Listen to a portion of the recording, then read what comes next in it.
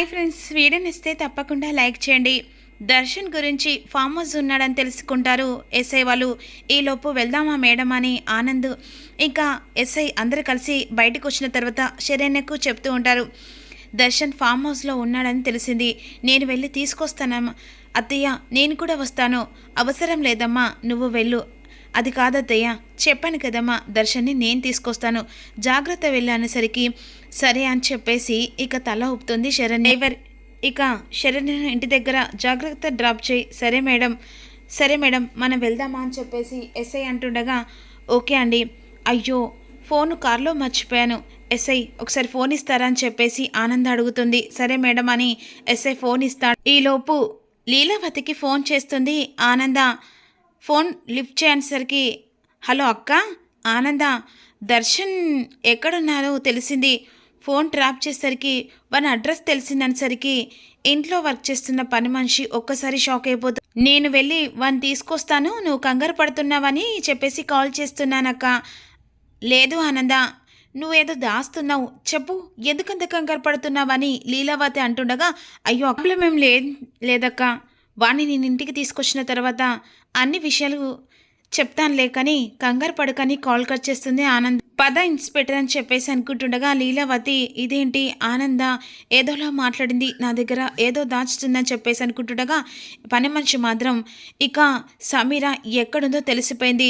Plan మొత్తం collapse అవుతుందని చెప్పేసి మనసులో కంగారు పడుతూ ఉంటుంది. లోపు సమీరకు ఫోన్ చేస్తూ ఉంటుంది ఇంట్లో పని మనిషి. మరోవైపేమో వరుసగా ఫోన్స్ ఆనందకు వస్తూ ఉంటాయి. అయ్యో, అత్తయ్యకు కాల్స్ వస్తున్నాయి. ఇక డ్రైవర్ని అడుగుతుంది, ఏమండి ఇక అక్కడికి మనం వెళ్దామా అంటే, మేడం మిమ్మల్ని తీసుకెళ్తే మళ్ళీ మేడం కోపడుతుందాం, ఫోన్ ఇచ్చేసి వద్దాం, ఏమనకుండా చూసుకుందాం, అత్తయ్య ఎక్కడికి వెళ్ళిందో ఒకటి తీసుకెళ్ళండి. సరే అండి అని చెప్పేసి డ్రైవర్ అంటారు. ఫోన్ చేస్తూ ఉంటుంది సమీరకు. ఈలోపు కోటేశ్వరరావు అటువైపుగా వెళ్తుండగా ఎవరికమ్మా ఫోన్ చేస్తున్నావు అంటుండగా ఒక్కసారి షాక్ అయిపోతుంది. ఏంటమ్మా, ఎందుకంత కంగారు పడుతున్నావు? అదేం లేదు సారు, ఇక నా ఫ్రెండ్ వాళ్ళ నాన్నకు ఏదో గుండె నొప్పి వచ్చిందట, అది ఫోన్ చేస్తే ఎత్తట్లేదు, నేను ఫోన్ చేస్తున్నా సార్, అంతే సార్ అని చెప్పేసి అక్కడి నుంచి వెళ్తుండగా కోటేశ్వరరావు మాత్రం అనుమానం చూస్తూ సమీర దర్శన్ అడుగుతుంది, దర్శన్ తినడానికి ఏమన్నా చేయమంటావా? అరే, నీ ఫ్రెండ్ అయితే వెళ్దాం అనుకుంటే ఏంటి నువ్వు తినడానికి ఏమన్నా చేయమని చెప్పేసి అంటున్నావు? అదే వస్తుంది కదా, ఎందుకంత టెన్షన్ పడుతున్నావని సమీర అంటూ, నాతో 10 నిమిషాలు గడవడానికి నీ మనసు అంగీకరించట్లేదా? అంతేలే, నీ అమ్మ మీద ప్రేమతో నా ప్రేమను చంపేశావు కదా అని సమీర అంటూ, కానీ నా మనసు అలా నచ్చట్లేదు సమీర, ఆ టాపిక్ అనవసరం. సర్లే, నువ్వు వద్దనుకుంటే నేనేం చేస్తానని సమీర అంటుంది. కనీసం జ్యూస్ అయినా తాగు అని చెప్పేసి ఈ విధంగా వెళ్ళి కిచెన్లోకి వెళ్ళి సమీర మ్యాంగో జ్యూస్లో స్లీపింగ్ టాబ్లెట్ కలుపుతుంది. దర్శన్, మీ అమ్మ కోసం నన్ను వద్దనుకుంటున్నావా? నేను మాత్రం నిన్ను వదిలిపెట్టను. ఈ స్లీపింగ్ టాబ్లెట్స్ నిన్ను నా సొంతం చేసుకుంటానని చెప్పేసి సమీర అనుకుంటుంది. నీతో తాళి కట్టించుకుంటానని చెప్పేసి ఈ విధంగా అంటుండగా సమీర అక్క వెంటనే ఫోన్ చేస్తుంది. అదే పని మనిషిలాగా ఇంట్లో ఆనంద ఇంట్లో అడుగుపెట్టింది కదా, తను సమీరకు ఫోన్ చేస్తుండగా అనుకున్న పనే చేస్తున్నాక రిజల్ట్ వస్తుంది, కాకపోతే వెయిట్ చేయని చెప్పేసి కాల్ కట్ చేస్తుంది. కానీ తను మాత్రం అక్కడ చాలా కంగారు పడిపోతూ ఉంటుంది. దర్శన్ దగ్గరికి ఆనంద పోలీసులతో వస్తూ ఉండగా ఇక్కడ సమీర మాత్రం దర్శన్కి జ్యూస్ ఇస్తుంది. జ్యూస్ తాగుతాడు. ఇక తాగిన తర్వాత ఒక మైకంలో వస్తూ ఉంటుంది. ఇక ఏఆర్ రెహమాన్ మ్యూజిక్ వచ్చినట్టు అనిపిస్తుందా అని చెప్పేసి అనుకుంటూ ఉంటుంది సమీర కాస్త కళ్ళు తిరిగినట్టుగా అనిపిస్తున్నాయి అంటుండగా దర్శన్ ఏం కాదు దర్శన్ అని చెప్పేసి పట్టేసుకుంటుంది సమీర. దర్శన్ కాసేపు రూమ్లో రెస్ట్ తీసుకుంటే అంతా సెట్ అయిపోతుంది ఓకే అని చెప్పేసి ఇక రూమ్ దగ్గరికి దర్శన్ని సమీర తీసుకెళ్తూ, సమీర అనుకున్నట్టే ప్లాన్ చేసి దర్శన్కి ఇక మత్తు స్లీపింగ్ కల్పిస్తుంది కదా, రూమ్లోకి తీసుకొస్తుంది. దర్శన్ మాత్రం ఇంటికి వెళ్ళాలని చెప్పేసి స్పృహ తప్పి ఇక బెడ్ మీద పడుకుంటారు. అప్పుడు సమీర విధంగా అనుకుంటుంది, అదే మన పెళ్ళైతే నువ్వు రూమ్లో నా కోసం వెయిట్ చేస్తూ పాల గ్లాస్తో సిగ్గుపడుకుంటూ నీ దగ్గరికి వచ్చేదానే, కానీ ఇప్పుడు ఏం చేస్తాం, స్లీపింగ్ టాబ్లెట్ ఇచ్చి మత్తులో నేను పడుకోపెట్టి నీ దగ్గర అవుతున్నాను.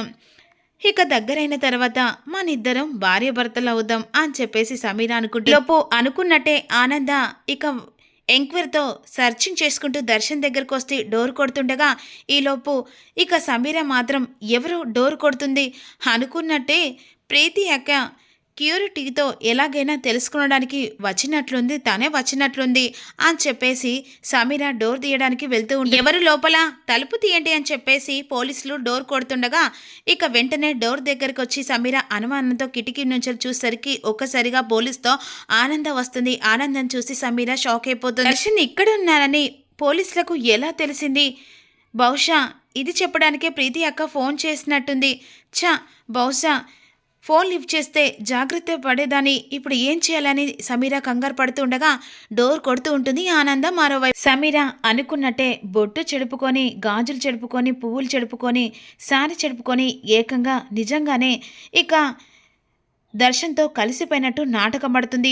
ఇక్కడ డోర్ కొడుతూ ఉంటారు పోలీసులు. డోరు ఓపెన్ చేయట్లేదు మేడం, కావాలని ఎవరు చేస్తున్నారని చెప్పేసి ఇక పోలీసులు డోరు గట్టిగా బద్దలు కొడుతున్న సమయంలో వెంటనే సమీర వచ్చి డోర్ తీసేసరికి ఎదురుగా ఆనంద ఉంటుంది. ఆనంద కాస్త సమీరను చూసి పోలీసులు కూడా అందరూ షాకింగ్గా చూస్తూ ఉంటారు. వెంటనే సమీరను చూసి ఆనంద నువ్వు ఇక్కడున్నావేంటి అని చెప్పేసి లోపలికి దర్శన్ అని చెప్పేసి పిలుచుకుంటూ వస్తుండగా ఆనంద ఫోన్ పట్టుకొని శరణ్య వస్తూ ఉంటుంది.